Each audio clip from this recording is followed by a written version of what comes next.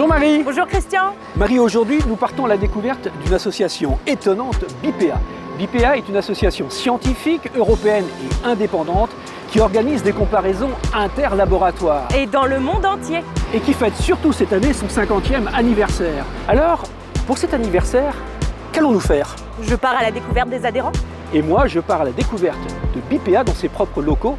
Mais avant, nous allons ouvrir une page d'histoire. On y va? C'est parti. Bonjour Monsieur Cellier. Bonjour. Pourquoi se retrouver à la Bourse de commerce?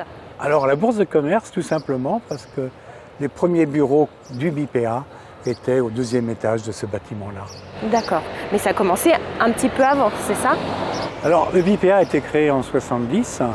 La structure, je dirais, permanente et autonome, donc que l'on connaît. On connaît le démarrage avec, je dirais, 6, 7, 8 circuits, avec une soixantaine de laboratoires. Mais auparavant, beaucoup de travail avait été fait au sein des structures de recherche, que ce soit de l'interprofession céréalière, que ce soit au niveau de l'INRA, l'Institut national de la recherche agronomique, ou du CNRS, Centre national de la recherche scientifique. D'accord, donc en 1970, c'est la création de l'association. La création du BIPEA, au départ, eh bien, les chercheurs, que ce soit de l'INRA, du CNRS, ou des instituts techniques, comme les céréales, ou de la monnerie, se sont posé des questions parce que quand un échantillon était analysé dans différents laboratoires, il y avait des écarts entre les résultats. D'accord. D'où ça venait? Est-ce que c'était normal? On ne savait pas trop. Alors bien entendu, on a travaillé sur les méthodes pour essayer de rapprocher tout ça. Donc ça a été, je dirais, un point important. Et puis, il y avait aussi, dans l'interprofession, des laboratoires d'acheteurs, de vendeurs. Si on est devant la bourse de commerce, c'est qu'effectivement, il y avait un commerce des grains. Et le commerce se faisait sur des résultats analytiques. Une teneur en protéines pouvait influencer le prix du quintal de blé. Donc, il y a eu besoin, à ce moment-là, au niveau français, de connaître la performance des laboratoires en vue de cette vente des céréales. Qui est très importante. Et vous me parlez de l'international aujourd'hui. Oui. Eh bien, aujourd'hui, le marché est devenu international. Si le BIPEA, au départ, était que franco-français, les premiers laboratoires étrangers qui ont participé au BIPEA, c'était des laboratoires céréaliers, parce que la France est devenue exportatrice de céréales. Donc, il fallait vraiment qu'un résultat de protéines trouvé en France, eh bien, soit le même, sur le même lot, quand le bateau arrivait dans un pays étranger. Donc, il y a eu besoin pour les laboratoires de participer à des comparaisons, et ce besoin qui était franco-français est devenu international. Aujourd'hui, on ne peut pas imaginer, si on veut qu'une comparaison soit robuste, on ne peut pas imaginer une comparaison nationale dans un contexte international. D'accord. Eh bien merci Marie pour cette page d'histoire, formidable d'ailleurs pour l'entreprise BIPEA qui nous accueille aujourd'hui dans ses locaux avec Madame le directeur. Bonjour Caroline Laurent. Bonjour. Alors, après cette riche page d'histoire qu'on vient d'entendre, c'est quoi BIPEA aujourd'hui? Alors, le BIPEA est ce qu'on appelle un organisateur d'essais. Donc, notre expertise, c'est d'organiser des essais interlaboratoires pour des laboratoires pour leur permettre de valider leurs performances analytiques au quotidien. Il y a une chose importante qu'il ne faut pas oublier. Pourquoi a-t-on créé BIPEA? Il y a une question de confiance entre laboratoires. Qu'est-ce qui se passe au départ? Alors, à l'origine, effectivement, la création du BIPEA visait à harmoniser suffisamment les pratiques pour avoir des résultats comparables, quel que soit le laboratoire qui allait faire l'analyse. Donc, effectivement, il y avait une véritable problématique de confiance vis-à-vis des résultats que rendaient les laboratoires. Et cette confiance, elle est aujourd'hui toujours un petit peu le leitmotiv. Et cette confiance, elle est importante dans les conséquences commerciales, par exemple, des échantillons que vous traitez ici? Oui, bien sûr, puisque les laboratoires sont amenés effectivement à analyser, à rendre des résultats sur des produits qui peuvent être des produits commerciaux ou des polluants soumis à des normes. Et donc dans ce cadre-là, effectivement, il est important que la performance analytique, ou en tout cas la garantie que le résultat rendu par un laboratoire, que ce soit à son départ du Brésil pour une marchandise et à son arrivée en Afrique, soit effectivement la même. Alors, ces laboratoires sont vos clients, sont vos adhérents plus exactement. Comment fonctionne-t-il? Eh bien, je vous propose de faire un tour de France avec nous, voir comment certains travaillent dans leur spécificité, avec Marie qu'on retrouve tout de suite. Question 1. Quel est l'intérêt pour les laboratoires d'être adhérents à BPA? Les circuits BPA font partie de la vie dans le laboratoire aujourd'hui. Si je prends par exemple Eurofins Nantes, on y participe à 50 circuits, que ce soit en chimie nutritionnelle, en chimie des contaminants ou en microbiologie alimentaire et même en biologie moléculaire, on a 3 circuits sur les allergènes. L'intérêt d'être adhérent à BPA, c'est de disposer d'essais sur des produits avec des niveaux de contamination qui ont des valeurs connues, ce qui nous permet, nous, de confronter des résultats à ceux de la profession et d'assurer ainsi la qualité de nos analyses, d'avoir la fiabilité des matériels, la compétence du personnel. En fait, on valide tout ça à travers ces essais. C'est obligatoire pour nous, en tant que laboratoire accrédité, de participer dans nos domaines dans lesquels nous sommes accrédités, les analyses sont accréditées, à ce qu'on appelle des essais interlaboratoires. Ensuite, après, il y a un gros avantage. On participe à d'autres circuits. Moi, dans mon pôle microbio, je participe à d'autres circuits. L'intérêt, c'est qu'on travaille le plus près des matrices qu'on analyse. Ils nous font les échantillons qu'ils nous envoient sont des échantillons qui ressemblent beaucoup à ce qu'on analyse dans la vraie vie, en routine. Alors ça a plusieurs intérêts, donc en fonction des gens de la filière. Pour un laboratoire comme le nôtre, un intérêt principal, c'est d'obtenir l'agrément de la profession. Donc c'est le syndicat de Paris qui délivre cet agrément tous les ans, le 1er juillet, donc au début des moissons. Donc si on a bien travaillé entre guillemets tout au long de l'année sur tous les mois, donc on a l'agrément qui est renouvelé par produit, donc par céréales, pour le blé dur, etc. Donc ça c'est un intérêt primordial. Pour les laboratoires également, donc ça leur permet de valider leur certification ISO, certification COFRAC. Et pour les autres participants, donc ça leur permet d'évaluer la justesse de leurs résultats et de suivre les performances du laboratoire et de leur personnel. Pour un laboratoire, c'est indispensable. C'est notre meilleur outil d'autocontrôle. On a plein d'équipements, il y a des choses, c'est très dépendant aussi des analyses qui sont très dépendantes des opérateurs. C'est un travail d'expertise, de reconnaissance visuelle. Et le seul moyen de vérifier que nos résultats sont pertinents, c'est de participer à un circuit interlaboratoire comme l'organise le BPA. Alors l'intérêt, il est vraiment important pour un laboratoire, c'est de pouvoir assurer la qualité de ses résultats en fait.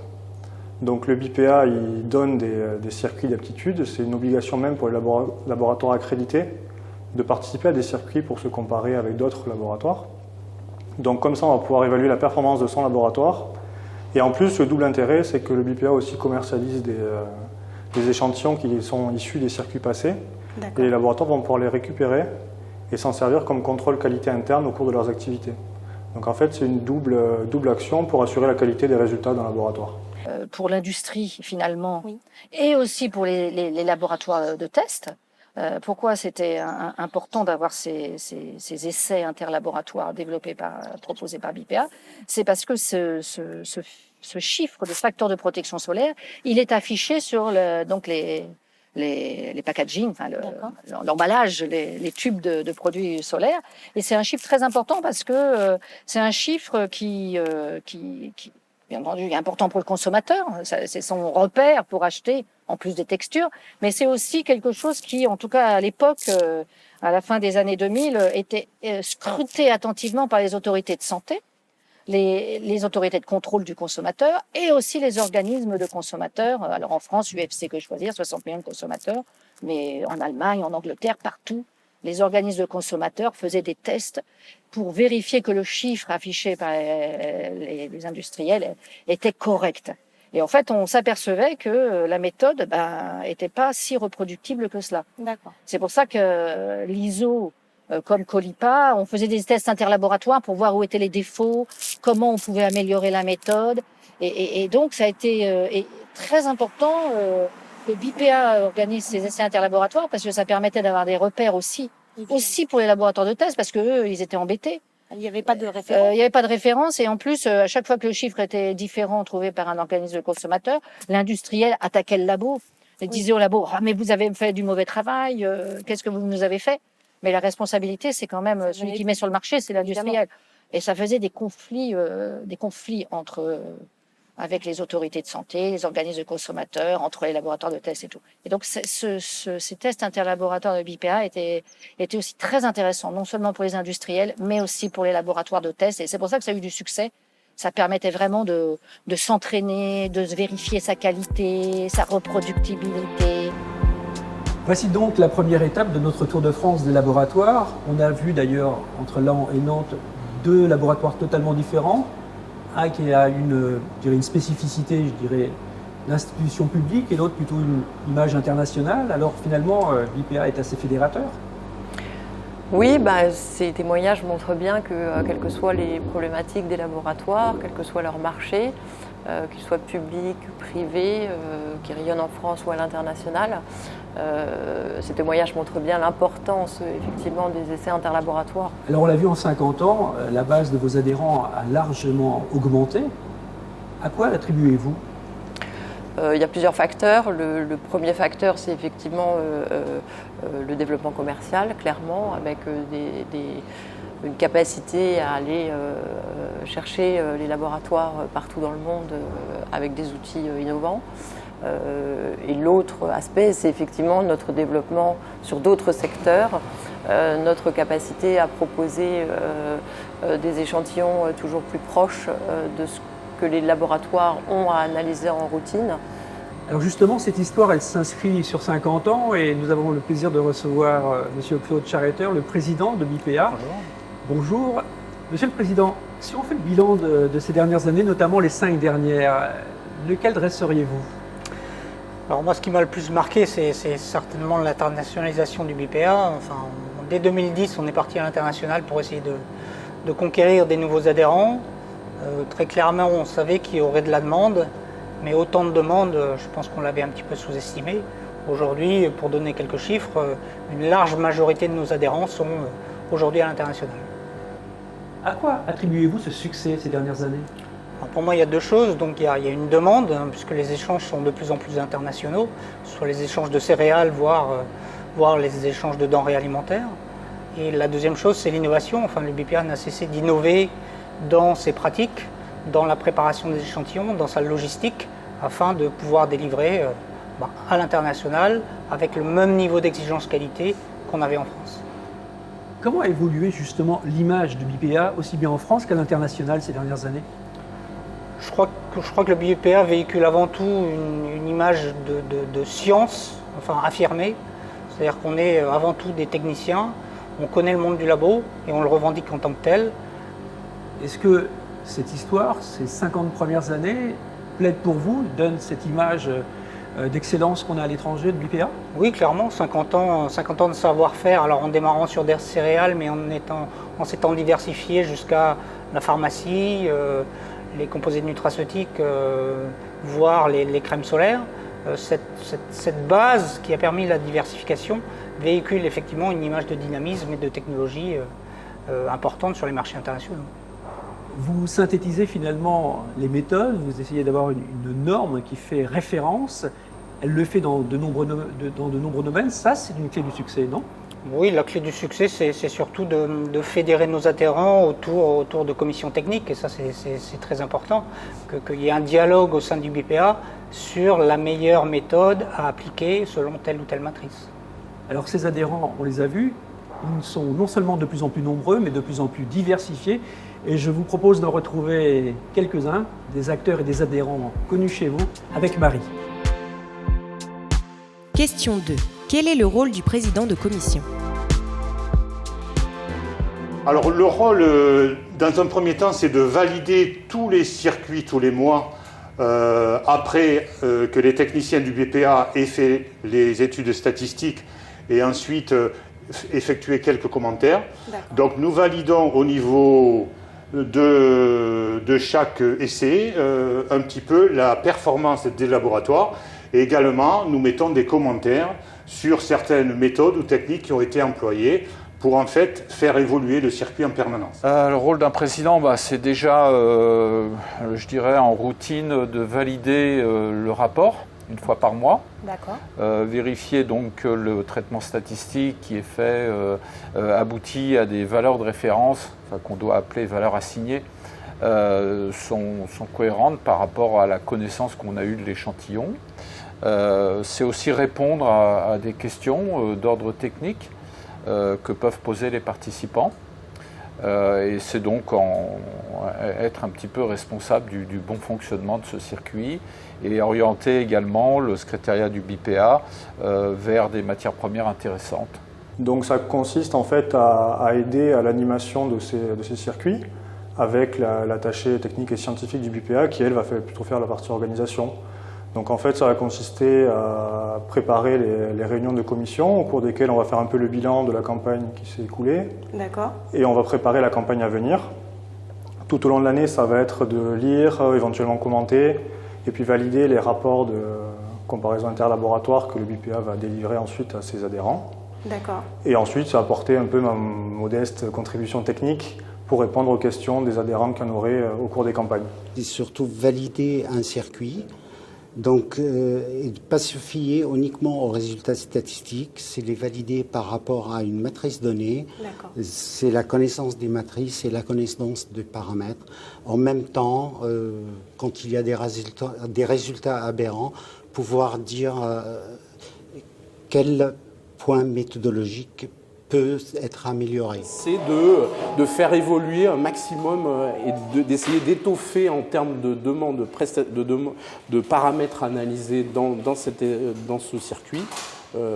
Voilà, faire des forces de proposition pour de nouveaux paramètres. Voilà. Je travaillais avec les statisticiens du BIPA, avec le directeur technique.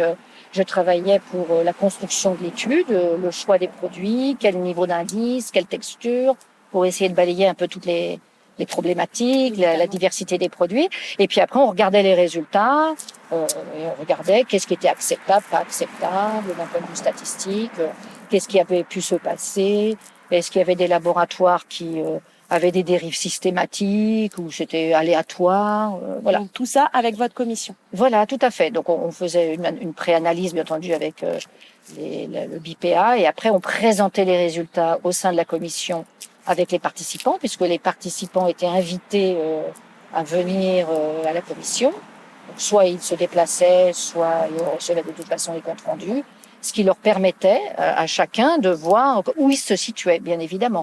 Chacun était capable de voir, oh là je suis dans la moyenne, oh là j'ai eu un petit peu fort, là je suis un petit peu faible, est-ce que c'est acceptable, pas acceptable, et essayer de comprendre pourquoi, et voilà.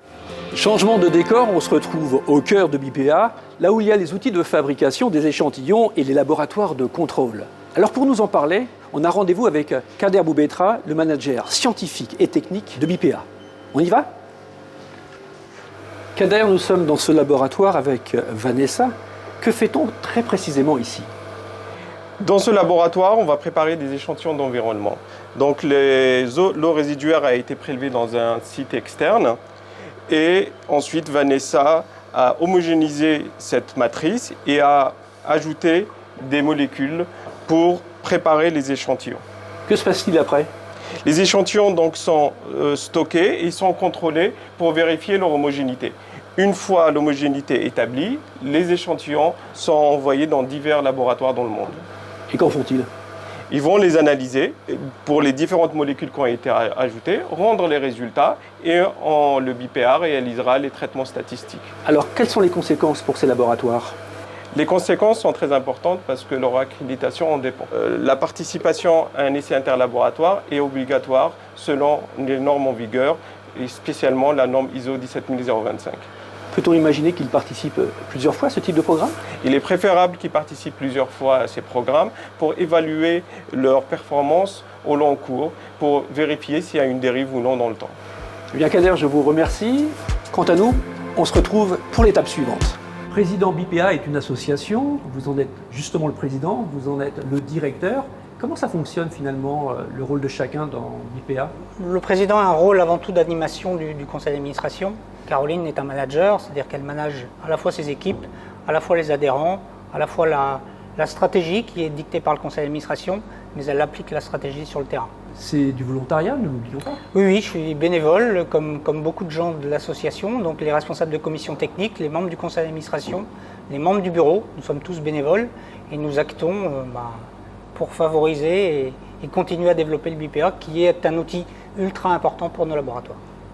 Qu'apporte justement ce bénévolat à BIPA et dans toutes ces entreprises ou dans tous ces laboratoires que vous aidez? Je crois qu'avec le bénévolat, on élimine un peu la notion de coût, de concurrence. Ça fait qu'on arrive à faire parler, comme vous l'avez montré dans le reportage, des gens comme Eurofins, avec des gens comme des laboratoires publics, parler autour de technologies, parler autour de méthodes, parler autour de la meilleure pratique possible.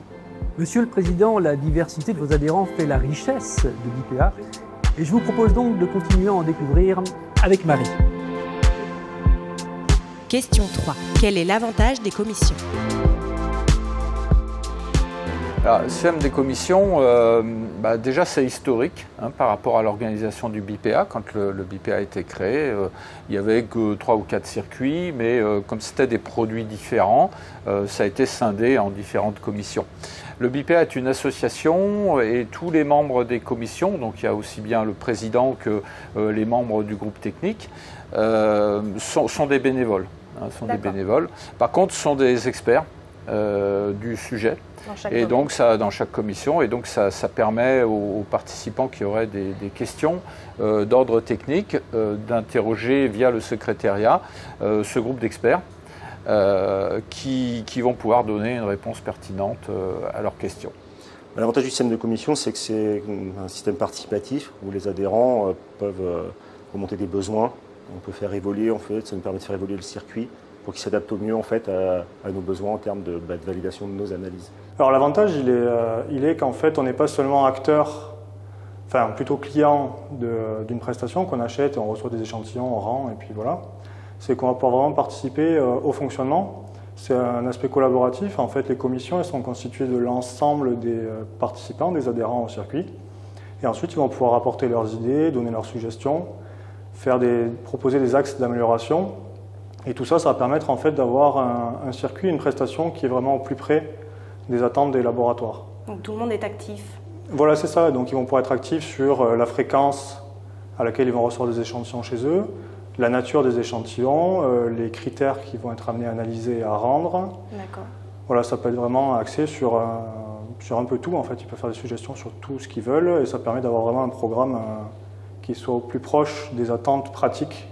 Alors, la commission, par rapport à ce que je viens de dire, il n'y a pas que le président qui est force de proposition. Le BIPA, le directeur technique du BIPA également amène aussi sa plus-value. Et il y a les membres, les autres laboratoires qui participent à ce circuit d'essais interlaboratoires, qui peuvent être force de proposition et donc faire remonter au niveau de la commission.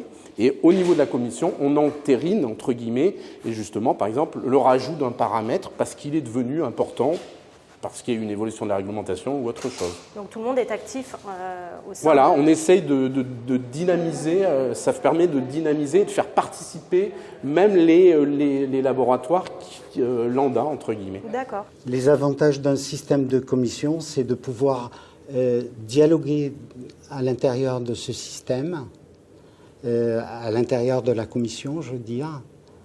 C'est pouvoir échanger entre les différents participants, échanger sur les méthodes appliquées de façon à améliorer l'homogénéité des résultats d'un circuit. La commission, justement, c'est un lieu vraiment d'échange où tout le monde a la parole. Donc moi je préside, mais le but c'est vraiment d'être au plus près des participants et notamment de faire remonter des besoins de formation par exemple ou d'autres besoins comme faire évoluer les méthodes. Donc voilà, donc on a des gens de l'AFNOR qui participent également donc, à ces commissions et ça permet voilà, de travailler sur les méthodes ou de voir les points critiques de ces méthodes. Le système de commission, c'est intéressant parce que ça permet de rencontrer quand même les participants et ça permet d'avoir un échange, de dire... Il y a un lien. Il y a un lien, ça permet de se dire, oui, nous aussi, on a remarqué que, mais vous pensez pas que... voilà, d'avoir une discussion parce que, bon, on peut avoir sa vision.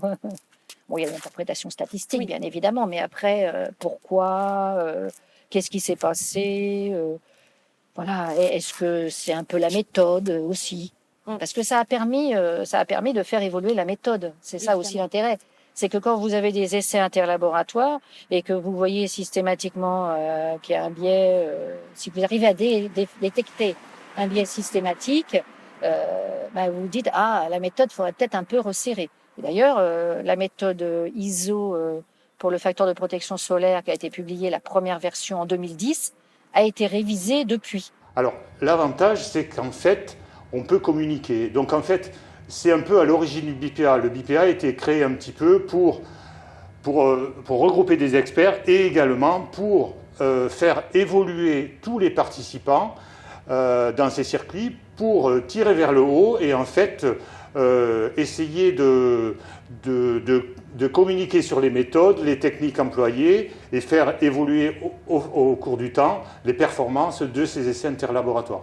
C'est pour ça qu'il existe des commissions. Alors ces commissions, en fait, c'est assez simple. Elles ont un président, un groupe technique avec quelques personnes et ensuite on organise une fois par an des réunions et chacun peut poser des questions ou peut essayer de proposer des nouveautés, des molécules, des nouvelles stratégies et pour en fait toujours faire évoluer le circuit en question.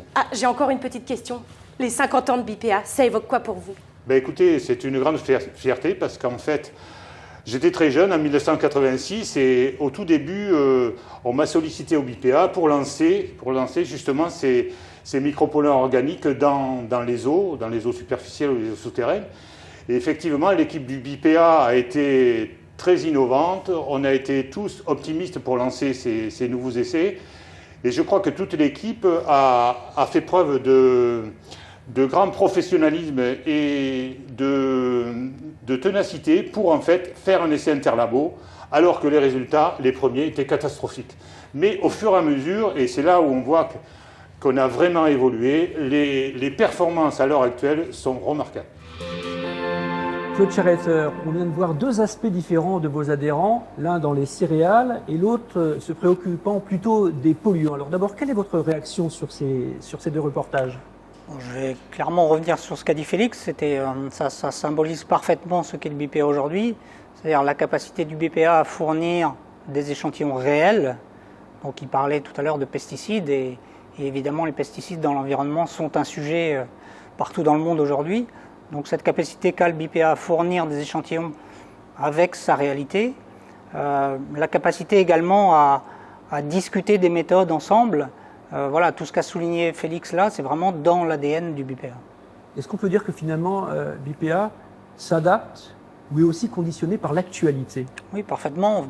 Les pesticides sont non seulement un sujet de réalité en France, mais je dirais plus particulièrement aussi dans les autres pays, que ce soit en Afrique, au Brésil ou ailleurs, en Amérique du Sud en particulier, où il y a des vraies problématiques.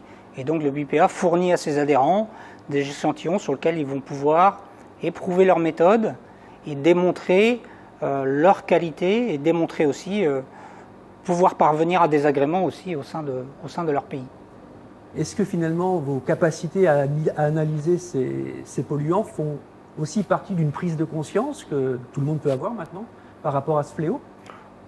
Oui, sans doute. Enfin, on analyse très peu les polluants. Nous, on dope les matrices environnementales afin que chaque laboratoire puisse recevoir ce qui l'intéresse au final. Alors, Président, on va continuer notre tour de France avec Marie et après, on va découvrir ce qui se passe dans vos locaux. Question 4. Existe-t-il des différences de protocole d'analyse entre les échantillons BPA et les échantillons clients? Alors pour nous, au laboratoire, quasiment aucune, puisqu'on veut justement que les échantillons du BPA soient analysés de la même façon que nos échantillons habituels, de façon à pouvoir détecter des non-conformités éventuelles dans notre process habituel. Le protocole sera le même pour un test BPA que pour un test de routine au laboratoire.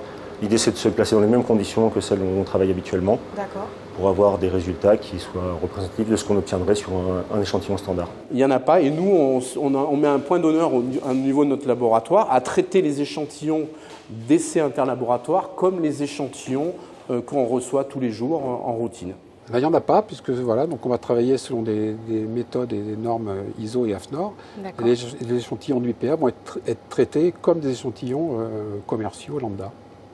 Faire des essais interlabos, c'est faire comme des analyses au quotidien, être dans les mêmes conditions pour en fait avoir la performance qui est la vraie performance du laboratoire au quotidien. Ah ben il n'y en a pas. Ça, c'est absolument indispensable, hein. C'est même une exigence, je dirais, pour des labos comme nous, que les échantillons du BPA suivent exactement le même flux que les échantillons des clients. Les échantillons arrivent en début de mois, ils sont enregistrés dans notre système informatique, et ensuite ils suivent exactement les mêmes protocoles et ils sont, je dirais, quand on travaille en série, ils sont insérés dans des séries où il y a à la fois les échantillons du BPA et les échantillons des clients. Nous sommes ici dans un laboratoire très important pour BPA, le laboratoire de microbiologie. C'est ici qu'on fabrique et qu'on contamine les échantillons qui seront envoyés au laboratoire, quitte à ce que ces laboratoires trouvent, bien sûr, le type de contamination. Alors Romain, comment ça se passe très exactement ? Alors du coup, le BPA propose une large gamme d'essais interlaboratoires en microbiologie. Donc on va avoir deux types d'analyses. On va avoir d'un côté la détection de certaines bactéries. Donc pour la détection, en fait, on va rechercher des germes qui sont pathogènes, même en très faible concentration. Et d'un autre côté, on va avoir tout ce qui est dénombrement, avec détermination de la concentration des micro-organismes qui, eux, deviennent pathogènes à partir d'un certain seuil. Alors, quel type de micro-organismes injectez-vous dans ces échantillons ? Alors, on a un certain nombre, donc on va avoir tout ce qui est salmonelle, listeria, chronobactère, campylobactère. Donc ça, c'est pour la détection. Pour le dénombrement, on va avoir du Escherichia coli, des entérocoques, Alicyclobacillus, ce genre de germes. Alors tous ces virus, bactéries, champignons, c'est pas trop délicat à manipuler ? Non, parce qu'on a tout le matériel nécessaire pour nous protéger dans le laboratoire. Le petit plus du BPA, ça va être l'utilisation de matrices réelles, donc c'est-à-dire des matrices que les laboratoires sont susceptibles d'analyser en routine dans leur travail de tous les jours, comme du vin, de la viande de bœuf, du poulet, du jus, du lait, etc. Donc il couvre vraiment la gamme de tout ce qu'un laboratoire est susceptible d'analyser chez lui. Donc une des spécialités importantes chez BPA, ce sont des échantillons réels, pas simplement lyophilisés comme on peut trouver ailleurs. Exactement. Eh bien, merci Romain pour ces explications. Nous, on se retrouve pour la séquence suivante. Claude Charreter, on vient de le voir, finalement, le panel de vos possibilités est énorme. On est passé du monde céréalier à celui notamment des crèmes solaires, très très important pour la santé mondiale finalement qui en découle. Alors, quelle est la stratégie de BPA pour les années à venir ? Alors, pour les années à venir, clairement, on ne va pas casser le modèle. On va continuer à promouvoir et à innover dans tous les domaines, que ce soit l'agroalimentaire ou, comme vous l'avez souligné, les cosmétiques. Donc l'innovation dans nos pratiques, dans la préparation des échantillons, dans notre logistique, pour pouvoir délivrer au mieux les clients partout dans le monde. Second axe de développement, il est clair pour nous aussi, c'est la digitalisation de nos services. Alors on ne va certes pas digitaliser l'envoi de nos échantillons, puisque ça c'est du matériel et ça passera forcément par des transporteurs, mais en tout cas on va digitaliser des services auprès de nos clients pour être plus proche d'eux, et ce partout dans le monde. On a l'impression, quand on voit l'actualité, on en a parlé avec les polluants, mais quand on voit aussi les possibles qui s'ouvrent devant vous, que l'avenir est encore à construire pour vous. Mais clairement, à chaque problématique, qu'elle soit environnementale, qu'elle soit au niveau de la qualité des denrées alimentaires, le BPA peut répondre par ses essais interlaboratoires et par l'augmentation au final de la qualification des laboratoires partout dans le monde. On vient de fêter le 50e anniversaire de BPA. Vous avez de plus en plus d'adhérents. Est-ce qu'on peut penser que vous avez les clés finalement pour rester dans l'avenir parmi les premières structures de ce type et dans ces domaines ? Tant que le conseil d'administration n'en décidera pas autrement, je crois qu'on va continuer à pousser cette technologie qui fait le succès aujourd'hui du BPA. Encore une fois, on n'est pas forcément dans la course à qui sera le numéro 1 mondial des essais interlaboratoires, Mais notre volonté, c'est d'avoir de plus en plus d'adhérents, parce que si on a plus d'adhérents, nos résultats seront d'autant plus robustes. Eh bien, je vous propose qu'on fasse un point au 75e anniversaire. Avec plaisir. En attendant, eh bien, écoutez, bon anniversaire et merci beaucoup.